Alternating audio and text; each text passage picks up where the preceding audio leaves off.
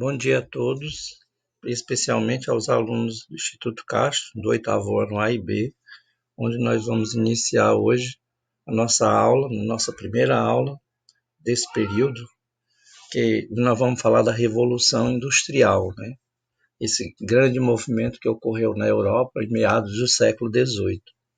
E para entender a Revolução, precisamos principalmente entender o conceito de revolução, o que foi a Revolução e em que contexto ela aconteceu. Primeiro, nós tivemos a chamada Revolução Comercial, né, que gerou acúmulo de capitais. Nós tivemos o crescimento de uma nova classe chamada burguesia e o surgimento de inovações tecnológicas, né, que proporcionaram mudanças no modo de produção. Então, o conceito de revolução industrial vai ser mudança no modo de produção. Nós vamos sair do modo de produção artesanal para o modo de produção industrial. E o pioneiro nessa transformação, né, país que iniciou esse movimento, vai ser a Inglaterra. E que motivos proporcionaram, né, que a Inglaterra fosse o pioneiro nesse movimento? Né? A Revolução Inglesa do século XVII que nós estudamos foi um dos fatores. Os cercamentos, né? Você lembra que os grandes proprietários investiram em tecnologias na Inglaterra e acabaram, né, tomando as propriedades dos pequenos proprietários que não conseguiam concorrer com a produção e acabaram perdendo suas terras. E aí migraram para as grandes cidades, né? Principalmente Londres. Então gerou na Inglaterra um grande número de pessoas, né, nas cidades, mão de obra barata e abundante. A Inglaterra tinha, né, ricas jazidas de carvão mineral, né, uma burguesia rica que patrocinava inventos. Então, tudo isso fez com que surgissem novas máquinas, né, máquinas que produziam em maior quantidade. E dentre essas máquinas, nós temos aí no nosso quadro aí que eu coloquei, a máquina a vapor, a lançadeira volante, né, o tear mecânico. Tudo isso proporcionaram, né, um aumento na produção. Então, a Revolução Industrial ela trouxe, né, essa diversificação na produção, trouxe um aumento, mas não foi só, digamos assim, um momento, não foi só o aumento da produção em si, mas nós vamos passar aqui por algumas fases, né? A Revolução Industrial, inclusive, ela tem algumas fases. Eu coloquei aqui as duas primeiras fases para a gente entender mais ou menos como se deu esse processo evolutivo.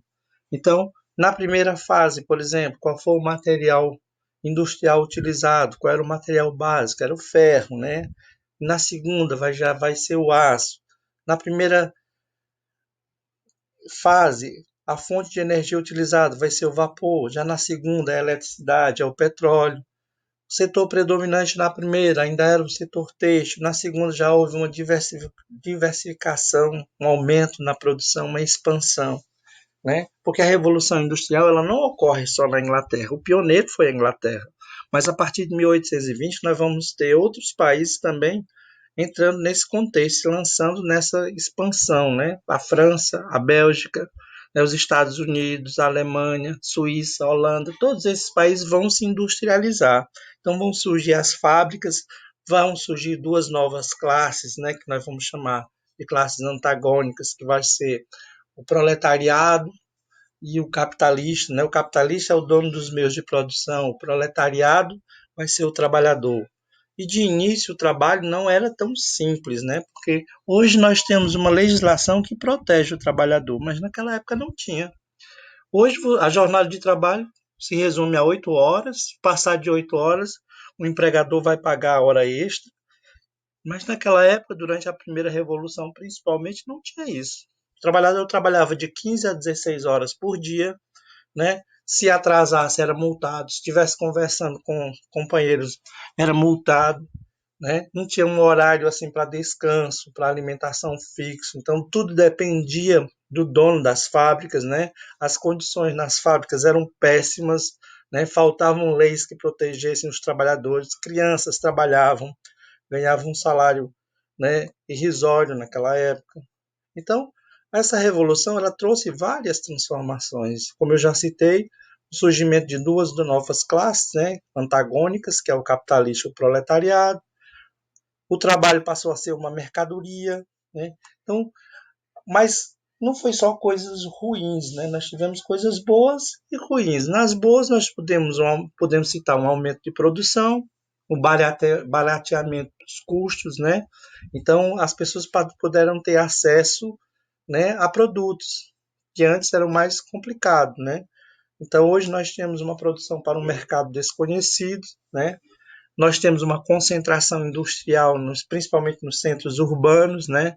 Nós tivemos, né, os sindicatos que organizaram as classes trabalhadoras. Durante as primeiras movimentos de trabalhadores, né, no início do século XIX, os trabalhadores começaram a reivindicar seus direitos, né? Nós tivemos os primeiros movimentos, né? E esses movimentos trouxeram alguns benefícios, como as legislações, né? Como a redução da horário de trabalho, como salário, como os direitos que nós temos hoje. Então, dentre aqueles movimentos, nós podemos citar o ludismo, né? Que foi aquele movimento dos quebradores de máquina.